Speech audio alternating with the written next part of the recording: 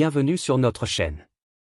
Aujourd'hui, nous revenons sur une affaire qui a profondément marqué la France et la Belgique, celle de Michel Fourniret et plus précisément sur l'enquête concernant la disparition d'Estelle Mouzin.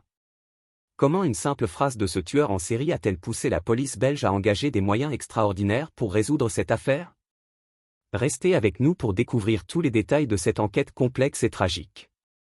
Michel Fourniret, surnommé l'ogre des Ardennes, est l'un des tueurs en série les plus terrifiants que la France et la Belgique aient connus. Avant d'être arrêté en 2003, Fourniret avait déjà un lourd passé criminel. Dans les années 80, il avait été incarcéré pour une dizaine d'agressions sexuelles sur mineurs. À sa sortie de prison, il a rapidement replongé dans le crime, commettant son premier meurtre seulement 2 mois après sa libération. Pendant près de 2 décennies, il a échappé à la justice, faisant au moins 11 victimes. C'est un samedi, le téléphone sonne et le SRPJ me dit « Un gars vient d'être arrêté en Belgique, c'est une tentative d'enlèvement, on s'en occupe ». Son arrestation en 2003 marque un tournant dans l'enquête. Le 26 juin de cette année-là, il kidnappe une jeune fille de 13 ans à Ciney, en Belgique. Mais cette fois, la victime, Marie Ascension, parvient à s'échapper et à alerter les autorités. Grâce à son courage et à la vigilance d'une automobiliste qui a relevé la plaque d'immatriculation du ravisseur, Michel Fourniret est identifié et arrêté. L'affaire Estelle Mouzin débute le 9 janvier 2003, lorsqu'Estelle, âgée de 9 ans, disparaît sur le chemin de l'école à Guermantes, en Seine-et-Marne. La disparition de la fillette déclenche une vaste enquête, mais les pistes restent longtemps infructueuses. C'est finalement une phrase de Michel Fourniret, rapportée par Marie Ascension, qui va relancer l'enquête d'une manière inattendue. Lors de son interrogatoire, Fourniret prononce une phrase lourde de sens: « Je suis pire que Dutroux ». Cette comparaison avec Marc Dutroux, dont les crimes avaient profondément choqué la Belgique, résonne fortement dans l'esprit des enquêteurs belges. Marc Dutroux avait été impliqué dans une série d'enlèvements et de meurtres d'enfants dans les années 90, ce qui avait conduit à une crise de confiance majeure envers les forces de l'ordre belges.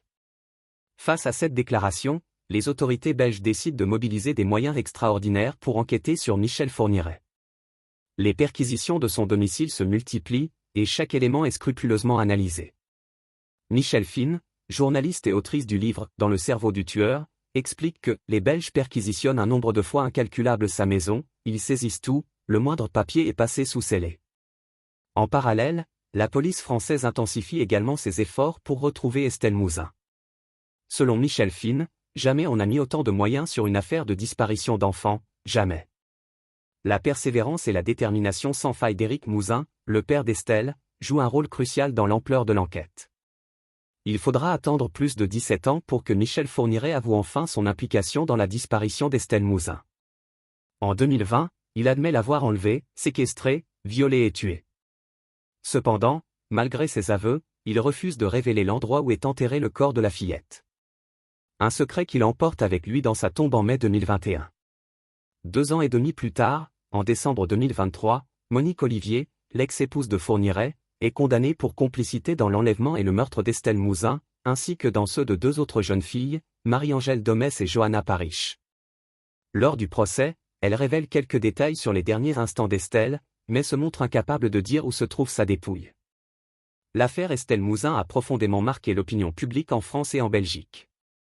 Elle a mis en lumière les défaillances et les défis des enquêtes sur les disparitions d'enfants, mais aussi la détermination des familles à obtenir justice.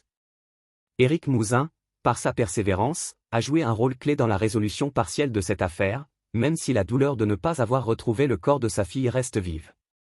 Astérisque narrateur, astérisque. Cette affaire souligne également l'importance de la coopération internationale dans les enquêtes criminelles. Les efforts conjoints des polices belges et françaises ont permis de faire avancer l'enquête, malgré les nombreux obstacles.